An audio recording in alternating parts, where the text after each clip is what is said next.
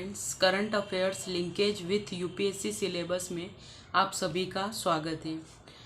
ये जो प्लेटफॉर्म है ये आपके यूपीएससी की जर्नी में चाहे प्रीलिम्स हो या मेंस हो या इंटरव्यू हो, तीनों स्टेजेस में आपके लिए बहुत इम्पोर्टेंट होने वाला है।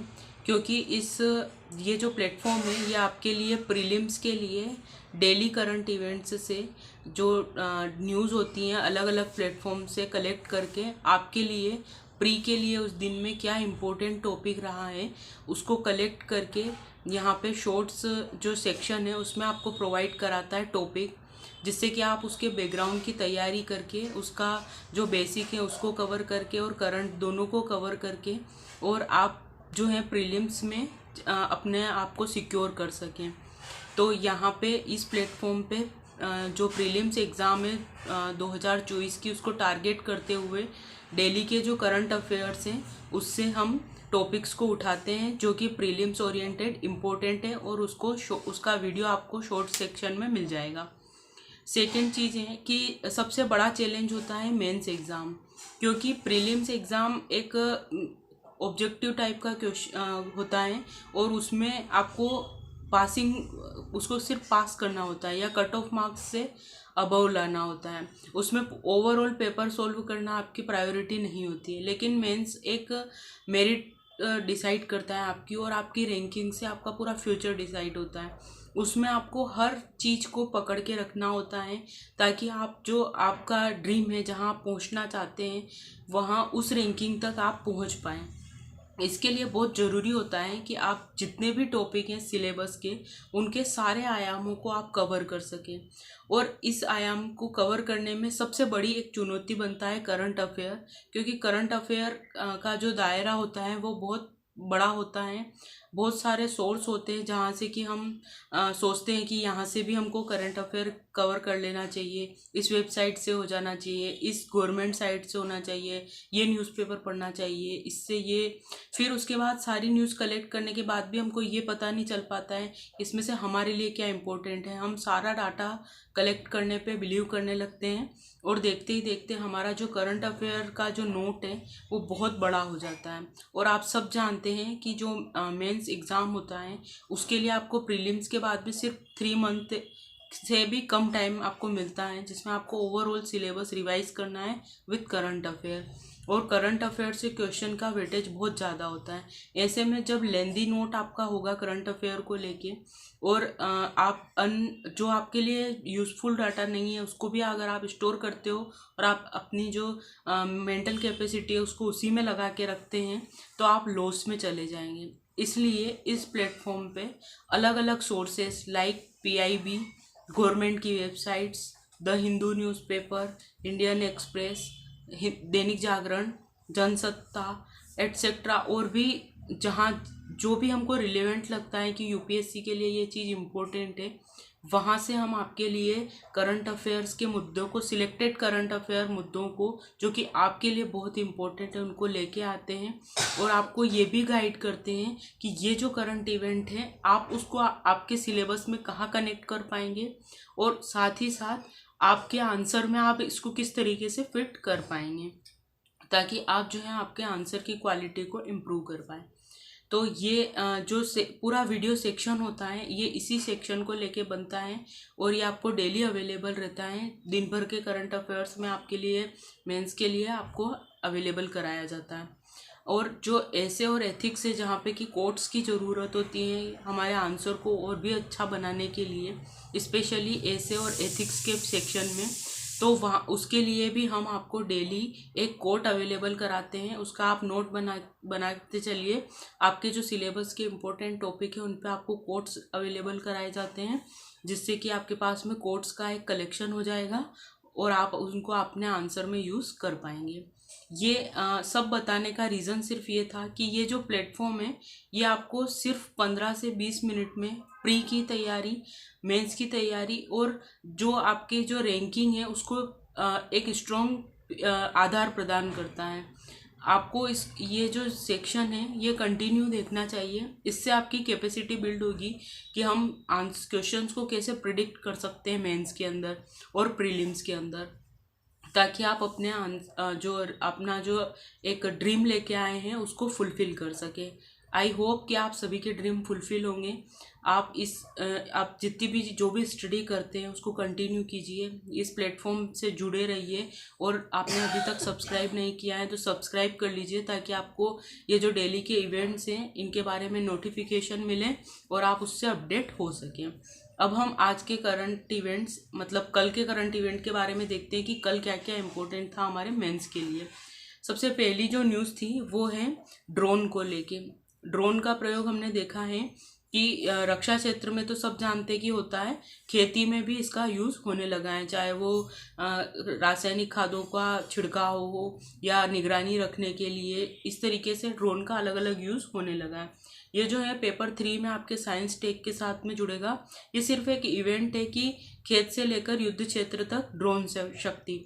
ये दैनिक जागरण में एक आर्टिकल आया है, इसको आप पढ़ना, वहाँ पे आपको पता चलेगा ड्रोन का किस तरीके से अलग अलग जगह पे यूज़ हो रहा है। जब भी किसी खेती में प्रौद्योगिकी की बात आती कि हम नई प्रौद्योगिकी को कैसे खेती में समाहित कर सकते हैं, तो वहाँ पे आप ड्रोन को लिख सकते हैं।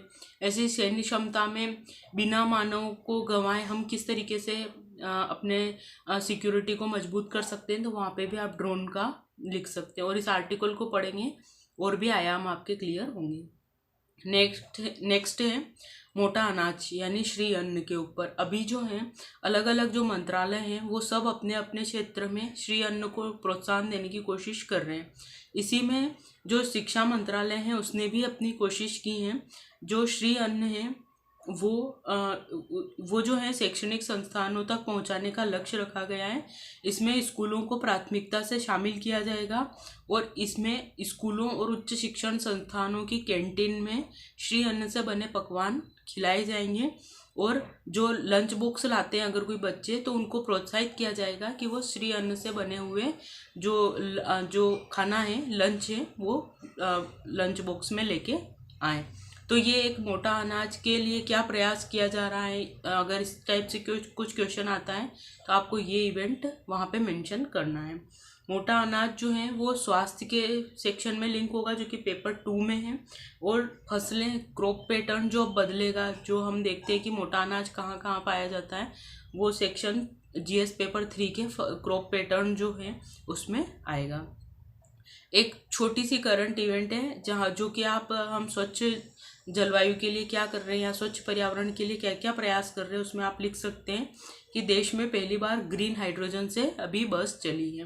तो आप इस तरीके से इसको लिख सकते हैं। अगर आता है कि स्वच्छ ऊर्जा के लिए या स्वच्छ पर्यावरण के लिए हम क्या प्रयास कर रहे हैं, तो भारत ने अभी देश में अपनी पहली ग्रीन हाइड्रोजन बस लॉन्च की है जो कि परिवहन की दृष्टि से पर्यावरण को के लिए यूज़फुल रहेगी। नेक्स्ट जो टॉपिक है वो है सिविल सेवकों से बेस्ड, कि अभी जो राष्ट्रपति हैं वो जो सिविल सेवक हैं, आईएएस अधिकारी, उनसे मिली थी, जो ट्रेनिंग जिनकी अभी ख़त्म हुई है उनसे, वहाँ पे उन्होंने कुछ बातें कही हैं, उसके बारे में है। ये जो सिविल सेवक वाला टॉपिक है आपके जीएस 2 में भी कवर होता है, जहाँ पे कि टॉपिक है लोकतंत्र में सिविल सेवाओं की भूमिका। और पेपर 4 में तो जहाँ पे मूल्य की बात है, ये जो न्यूज़ है वो वहीं से लिंक होगी जहाँ पे मूल्यों की बात है। राष्ट्रपति जी ने कहा है कि भारतीय प्रशासनिक सेवा के अधिकारियों से कहा कि एक सच्चा सिविल सेवक वह है जिसका दिल गरीबों और वंचितों के लिए धड़कता है। ये कोट के तौर पे आप जहाँ पे इनके मूल्यों की बात आएगी कि उनको समानुभूति या सहानुभूति वाली जो बात आती है, उस वाले मूल्य में आप इसका एग्जाम्पल दे सकते हैं कि राष्ट्रपति जी ने भी ये बात कही थी। सिर्फ ये, और एक और बात उन्होंने कही थी कि आपको फाइल से फील्ड और फील्ड से फाइल के बीच के लिंक को समझना चाहिए। ये एक बहुत इम्पोर्टेंट बात है। जब ये बात आती है ना कि लाल फीता चाहिए, या जो गवर्नमेंट ऑफिसर्स होते हैं वो सिर्फ कमरों तक रहते हैं, ग्राउंड का उनको नॉलेज नहीं होता है, वहाँ पे आप इस चीज़ को लिख सकते हैं कि राष्ट्रपति जी ने भी इस चीज़ को मेंशन किया है। और ये जो टर्म्स है ना, फील्ड से फाइल और फाइल से फील्ड, ये बहुत अच्छी, इसको आप लिख सकते हैं अलग अलग जगह पे। तो ये एक छोटी सी न्यूज़ थी। फिर नेक्स्ट जो न्यूज़ है वो गोवर्धन योजना जो चलाई गई थी, उसमें जो दिक्कत आ रही थी कि ये जो इस योजना से जो खाद बनता है वो कंपटीशन में खरा नहीं उतर पाता है, क्योंकि ये जो खाद बनता है वो बहुत ज़्यादा महंगा पड़ता है दूसरे खादों की तुलना में। तो अभी जो है इसके लिए केंद्रीय सहायता अब उपलब्ध कराई जाएगी। इसमें अब एक प्रति टन पे 1500 रुपये की केंद्रीय सहायता अब आपको जो भी प्लांट के जो ओनर हैं उनको दी जाएगी, ताकि जो सहायता मिले तो वो खाद और सस्ता हो सके और एक इक्वल मार्केट बने, जिससे कि कंपटीशन में वो उतर सके। तो ये जो है पेपर 3 में कृषि के साथ लिंक होगा और इसके मल्टीपल आयाम, एक तो इसके साथ में लिंक होगा कृषि के साथ में, जहाँ पे जैविक खाद की बात आएगी। फिर जब हम रिन्यूएबल एनर्जी या स्वच्छ ईंधन की बात करते हैं तो यहाँ पे ये इस बायोगैस से लिंक होगा। फिर जब हम गाँवों को सशक्त करने की बात करते हैं और पशुधन की बात करते हैं, वहाँ पे भी आप इसको मेंशन कर सकते हैं कि इन चीज़ों को प्रमोट करने से किस तरीके से पशुपालन को बढ़ावा मिलेगा, साथ ही साथ गाँवों में रोजगार सृजित होगा, लोगों को ऊर्जा के लिए इधर उधर भटकना नहीं पड़ेगा।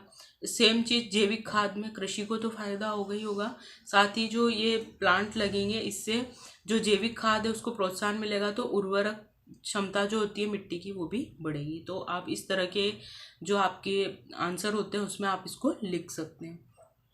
नेक्स्ट जो न्यूज़ है वो है महिला सशक्तिकरण को चरितार्थ करते मोदी। ये एक एडिटोरियल है, ये आपको पढ़ना है, ये उसी बिल से रिलेटेड है जो हमने पहले डिस्कस किया था। कुछ फैक्ट्स मिले तो आप अपने लिए कलेक्ट कर लेना, नोट में ऐड कर लेना, वरना कॉन्सेप्चुअल क्लैरिटी के लिए ये पढ़ लेना आप एक बार। फिर जब चंद्रयान मिशन लॉन्च हुआ था तो हमने वैश्विक जो अंतरिक्ष अर्थव्यवस्था है उसके बारे में मैंने कहा था कि ये एंगल इसका बहुत इम्पोर्टेंट है। तो अभी इसी को लेके एक आर्टिकल छपा है, वो ये जो है अंतरिक्ष अर्थव्यवस्था पेपर 3 के साथ लिंक होगा, जहाँ पे साइंस टेक भी में भी होगा और जो वर्ल्ड इकोनॉमी होती है उसके साथ भी लिंक होगा। पेपर 3 में कहीं पे भी पूछा जा सकता है। अभी जो है जो भारत अभी जो इसरो की मदद से जो जितने भी चीज़ें कर रहा है उसमें अभी तक कुछ देशों का ही इसमें, जैसे अमेरिका, रूस, चीन, कनाडा, इन्हीं का बोलबाला होता था, वर्चस्व होता था, लेकिन अब भारत भी इस चीज़ में शामिल हो गया है। और जो पहले क्या था, पहले जो था, मतलब अभी भी ऐसा होता है कि जो विकसित कंट्रीज़ हैं उनके जो ये लॉन्च व्हीकल होते हैं या उपग्रह को छोड़ने वाली जो चीज़ें होती हैं, उपग्रह के पार्ट्स जो होते हैं, ये सब काफ़ी महंगे होते हैं। इससे जो लॉन्चिंग पूरा जो सेटअप बनता है किसी उपग्रह को भेजने का, वो बहुत ज़्यादा कॉस्टली हो जाता है। लेकिन इंडिया के साथ डिफरेंट चीज़ें, इंडिया जो भी उपग्रह लॉन्च करता है या अभी जो हमने चंद्रयान मिशन भी लॉन्च किया वो काफ़ी सस्ता होता है, जिससे जो छोटे छोटे कंट्रीज़ हैं वो भी अब इस तरफ प्रेरित हो रहे हैं कि भारत हमारे जो उपग्रह हैं उनको अंतरिक्ष में छोड़ दे। तो ये एक इकोनॉमिकल डेवलपमेंट बनता है कि किस तरीके से हम जो है हमारी क्षमता का यूज़ करके अंतरिक्ष अर्थव्यवस्था में एक अपनी दावेदारी करते हैं, ताकि कि हमारा जो अर्थव्यवस्था है उसको मजबूती मिल सके। इसी के लिए भारत ने इसमें फिर बताया गया है कैसे इसरो बना, किस तरीके से जो नई जो प्राइवेट कंपनी आई थी स्पेस इंडिया लिमिटेड वो आई, इसको मैंने यहाँ मेंशन कर दिया है, आप देख लेना। ये थे कुछ इम्पोर्टेंट करंट इवेंट्स जिसके बारे में हमने डिस्कस किया है। जो एथिक्स का कोट है वो आपको यहाँ पे अवेलेबल करा दिया जाएगा सेक्शन में। एथिक्स के कोट्स के लिए अलग से नोट बनाते जाइए ताकि एक कलेक्शन हो सके। कल नेक्स्ट इवेंट के साथ में मिलेंगे, करंट इवेंट के साथ में। तब तक आप अपनी स्टडी कंटिन्यू रखिए। Thank you so much.